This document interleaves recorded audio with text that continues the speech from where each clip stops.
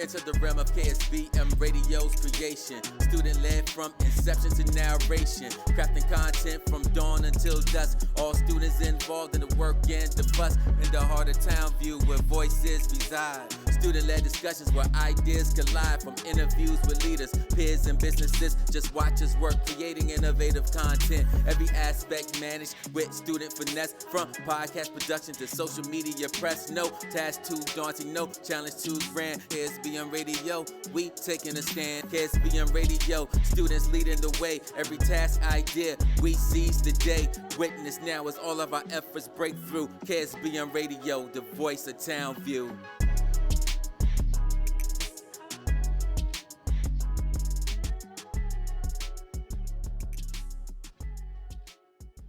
Come closer to the music. Broadcasting live from Marvin E. Robinson School of Business and Management, Dallas, Texas. My radio station. We are KSBM Radio, the voice of Townview.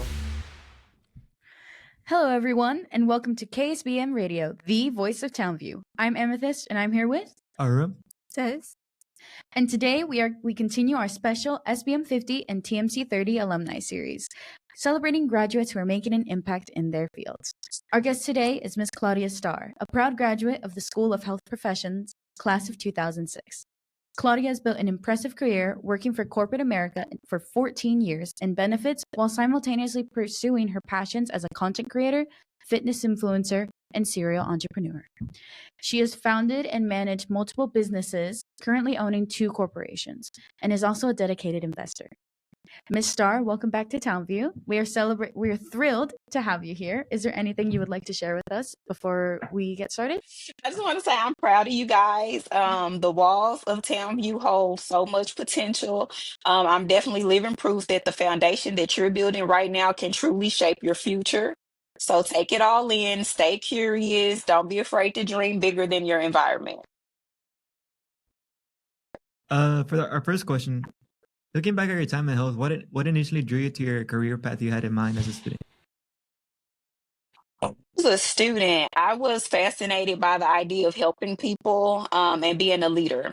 So I initially saw myself going into the healthcare field because I love the idea of making an impact in people's lives. But what I didn't realize back then was that the impact can be shown in different ways. So after I did my first internship at the hospital, y'all, that was a wrap for me. that was a wrap.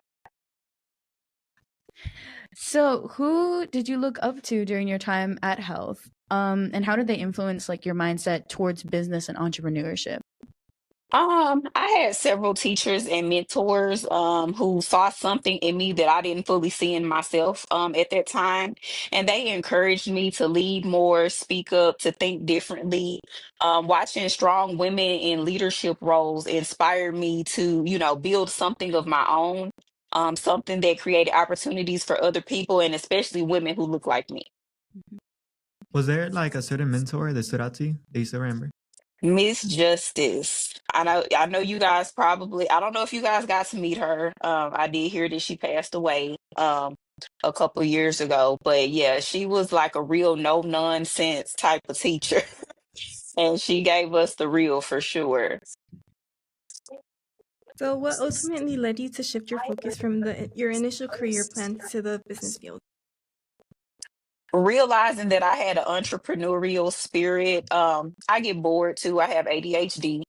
So I don't like staying in one spot for too long. So when I was in college, I had a few different businesses that I did just to get extra money to pay for college. Then when I worked at corporate jobs, I would always think of more innovative, creative systems that worked better. And eventually I realized that I didn't want to just fit into a system. I wanted to build one. So that's when I knew entrepreneurship was going to be more so my lane. So how did you pursue that while you were in high school? How did you cultivate that skill set? Girl, when I was in high school, I was selling Avon, Mary Kay, Mark. We had the school store that we created, I think, my junior year, maybe. We created the school store. Do y'all still have the school store? Yes, we do. Yeah. Good. It just Okay. reopened last year, no? Yes. Oh, cool. That's good to know. That's good to know. So yeah, I was doing all type of stuff throughout high school because I didn't grow up, we didn't have a lot of money. I had to pay for my senior fees and I didn't necessarily want to do it at a job. So I found the business that I could do while I was in high school. Mhm. How were you able to manage your time? Oh,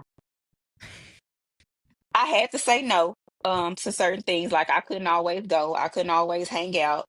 Um, So that really helped with time management. I wasn't, with the in crowd all the time.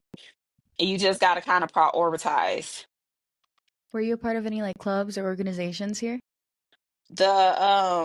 We created a dance team that performed with the band when I was there. So I did do that, and then I was around the band a lot. Most of my friends were in band, so So, how did your early experiences in corporate America shape the skills you use as an entrepreneur now? corporate America taught me structure, discipline, professionalism. But it also taught me what I didn't want my life to look like long term. So I learned how to manage teams, meet deadlines, communicate effectively, skills that are essential in business. But most importantly, I learned how to advocate for myself and to create my own opportunities. Is there a certain skill that you kind of like put over all the others? Like most important to you? The effective communication. Because in business, it's not that you just have to have effective communication when speaking to someone. You also have to have effective communication in writing, in emails, and in text, because words can be interpreted differently and you have to have a certain tone even when you're writing, or it can be misinterpreted. Like people think you have an attitude to everything else. So you got to develop a certain skill to be able to communicate effectively in writing as a business person. So, how did you begin your journey as an entrepreneur, and what motivated you to start like creating all of those businesses? So my journey started with solving problems that I personally experienced. So like each business I've created came from a place of purpose, whether it was helping women with PCOS navigate wellness, building a community around health, or empowering creators through brand partnerships. Um, I'm motivated by impact. So once I see a gap that needs to be filled, my brain immediately goes into how do I feel it mode. How were you able to manage your time while being a business owner, content creator, and a fitness influencer? Oh, it's a balancing act. So I live by a calendar. I prioritize based on the seasons, of course. Some seasons require me to be more hands-on, and some seasons I can kind of take a step back, create content, connect with my audience. I've learned that time management is really about energy management. So protecting your peace, saying no when you need to, delegating what doesn't serve your growth. How would you say, speaking of like making sure you're taking care of yourself, what do you do to like have a healthy work-life balance? I have daily routines. So a typical day for me starts with movement. So whether I'm walking, working out, or just meditating to ground myself. Then business, I shift over to business. I do emails, meetings, content planning. Afternoons, I do filming, editing, engaging with the community because you got to go back through and respond to messages, posts, and things like that. And then the responsibilities differ, but the core of everything is the same. So it's all centered around wellness, empowerment, and showing, women's possibilities. So, what does a typical day look like for you, and how do your responsibilities differ across for your various roles? So I get up and work out in the mornings. Breakfast is important. I have breakfast every day. Never skip breakfast, y'all. After that, I still work a corporate job. So I do a corporate role for a couple of hours in the mornings while checking my emails and, responding to messages and things like that.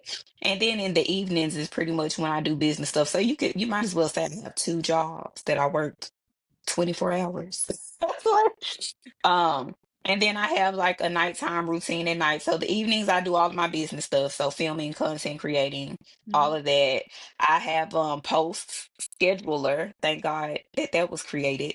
So even when I'm doing other things, my posts are, being pushed out. I usually on Saturdays, I'll schedule all of my posts for the week to be pushed out. And then in the evenings, I kind of relax a little bit. You got to take time to relax, bring down your stress level. And I have a nighttime routine. So do your nighttime routine, then go to sleep. And it is crucial that you get enough sleep. Going back to your businesses, how did you tie in your education at health to how you operate your businesses and like what they're based and created off of? So I didn't know until probably right after I graduated that I had PCOS. But me being in the healthcare school made it more possible for me to do my own research, find out things, know that if something I was being told was right or wrong, if it was fixable or not. I had a whole doctor tell me that I needed to get a hysterectomy at 18 years old, and I told him, no, sir. No, sir. So that kind of helps me with my businesses, especially the ones that I'm more focused on now.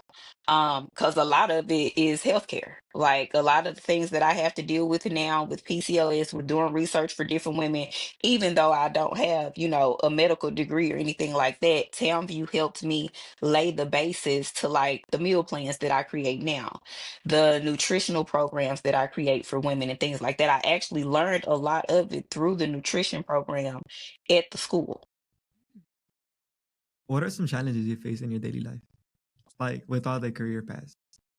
Mm, just the time management. Sometimes time can get away from you when you have so much to do.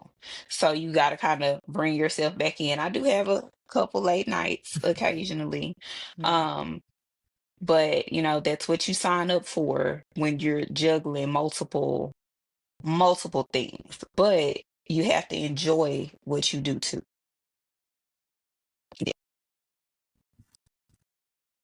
So, how do you plan and prioritize your goals, your businesses, and content creation through the year? So I plan quarterly. That's what I was talking about earlier with the season. So I set one major goal per quarter and break it into monthly focuses. I also take time to evaluate what's working and what's draining me. So my content and business goals are always aligned with my purpose. If it doesn't serve the bigger vision, then it's not a priority. What advice would you give to a student who wants to do what you do, which is multiple careers? Start where you are with what you have. You don't need to have it all figured out. Just take the first step. It's okay to evolve, to pivot, and to grow, which you will continuously have to do in business. The key is consistency. So focus on building discipline first, because discipline will take you further than motivation can. So, where do you see yourself and your businesses in 10 years? Oh, girl, in 10 years, I hope I'm rich, retired, and laid out on somebody's beachfront property. That's what. Honestly, if I could create content and help women that have PCOS for the rest of my life, I would. I don't even like it is a business, but I don't even consider it a business. Like I would do it for free. Mhm. Because it's something that I've lived with for 20 years, not knowing how to control it until now. So I would continue to help women with it. I still want to be retired laid out on that beach, but I'm gonna still post my content. Yeah. So, how are you planning to expand or grow your business in corporations in the near future? So right now, we're focusing on digital products, brand partnerships, and creating resources for women who want to take control of their health and their finances. So education is a big part of our next phase. So teaching others how to build and scale while staying aligned with their purpose. So nutrition plans, workout plans and things like that will be available soon through digital ebooks and things like that. Hmm. Um, are there any like new fields or anything new that you want to explore in your businesses or just in your own personal life? Um, I kind of want to dive deeper into wellness tech, possibly launch a supplements line, eventually create a mentorship program for women balancing entrepreneurship, health and lifestyle. And I always believe that there's room to make wellness more accessible and culturally inclusive. Could you give us what exactly is wellness tech for the people that don't know? So wellness tech is basically like the different things technology. Like have you guys heard of Fitness Pal? No. So Fitness Pal is an app that you can use to track your food, to track how much protein you eat a day, how many calories you've intaken, and then also how many calories you've burned through exercise. So I am on a GLP-1, which is basically, I know y'all heard of Ozempic, it's all over. Yeah. Like, and so something like that. And I am actually in the process of working with another company that has developed an app to where we can input our shot day, input how much weight you lost this week, input if you ate enough food, like things like that. So just like Apple has all these different apps and everything, wellness programs and mentorships have different apps as well. That of course you have to be technically savvy to run. Mhm. Yes. You talk so much about like giving back to women and kind of like being that guiding spirit for them in entrepreneurship and stuff and starting a mentorship program. Would you want to give back to any of like local schools or your community? Yes, of course. My school. Well, no, we give back to the community all the time though. So we do like Thanksgiving, Christmas, we do different drives and everything. We did Galentine's last year. So I do programs and things like that. And my best friend actually said something about sponsoring a senior for prom next year. And you guys is senior fees and stuff. So we'll actually probably be contacting the school to do that too. So you wanted to establish a mentorship program. Would you like want to establish it here at the high school or like just in general for other women going into the entrepreneurship field? I didn't even think about doing it at the high school. I was gonna do it in general, but doing it at the high school actually would be a good idea. Yeah, yeah. So we were doing it in general, establishing a mentorship program because we want to do it for young adults, or young, high school students that are ready to go into entrepreneurship. But I'm also going to establish a mentorship program for women with PCOS that just don't know where to go, Mm-hmm. don't know what direction to go into to get into a different phase of their health journey as well. I just noticed we were talking so much about PCOS, but some of our viewers may not know what that is. So would you care to explain? So PCOS is polycystic ovarian syndrome, and you would think, just from the name of it, is many cysts, which that's a part of it, but it's really a hormone imbalance. There are four different forms of it. Mine specifically is insulin resistant. So I had like the weight gain. I've been overweight my entire life. That was part of it. Hormonal acne, hirsutism, which is like hair growing on your chin, and as women we should not have that. um Irregular menstrual cycles, infertility issues. Like women with PCOS deal with so much depression, anxiety. So it's so many different things, it's so many different symptoms. It doesn't fall into one scope. So I mean that's pretty much what it is. So, is there any advice you would give women going through PCOS? That you're not alone, that there are other women out there that deal with it more than you would think. Do your own research, because the doctors I found, and this is several different doctors, they like to put a band-aid on it. The first thing they'll try to give you is birth control. That's the band-aid. Like that's not getting to the root cause of what's wrong with me. I literally, once I started eating better, like whole foods, the foods on the outside of the grocery store and not the inside of the grocery store, so vegetables, meat, grains, like things that we didn't know about growing up, chia seeds, like things like that. I started losing the weight, like, which was a symptom of the PCOS because I balanced my insulin. There are vitamins out there that you can take. You just have to do your research and find what's good for your body. You said the doctors put band-aids. What advice would you give to find like the root of the problem? Figuring out what's better for you. And then some women, like, birth control is literally the first band-aid. So if I'm on birth control, I can't have kids. Mm. So why would you give me, I'm telling you, I'm trying to conceive and you hit me with, well, we can give you birth control. So definitely do your own research and find out what's going to be best for your body. And sometimes we just got to try stuff. I mean, you try everything else. So try something that's potentially helpful for you. How has your journey been with PCOS up to this point in your life? 2 years ago, I was ready to give up. I was 330 pounds. My back was hurting, my knees were hurting. I couldn't run outside and play with my dogs. Um, and then I took control of everything. I didn't even suggest the GLP-1 wasn't suggested to me. I suggested it to my doctor.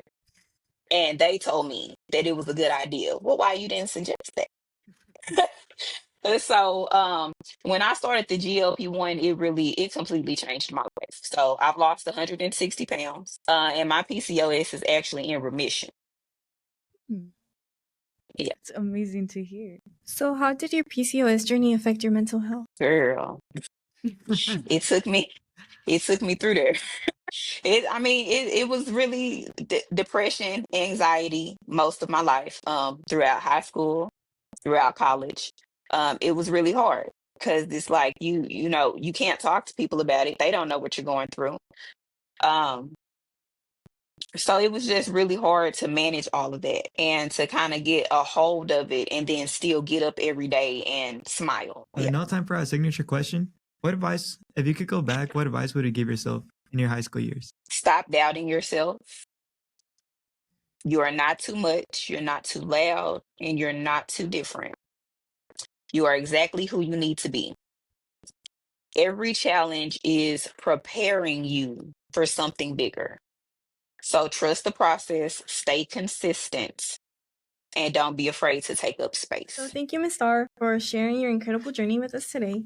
From your time at Townview to your career in corporate America and your ventures as an entrepreneur, content creator, and investor. Your story shows what can happen when talent, determination, and creativity come together. Your experience offers today's students a powerful example of pursuing multiple passions and building a lasting impact. And to our listeners, this is the purpose of our TMC 30 Alumni Series to highlight graduates who continue to make a difference in their communities and careers. Be sure to follow us on social media and subscribe to our channel so you don't miss the next episode. Until next time, this has been KSBM Radio, the voice of Townview. Stay awesome.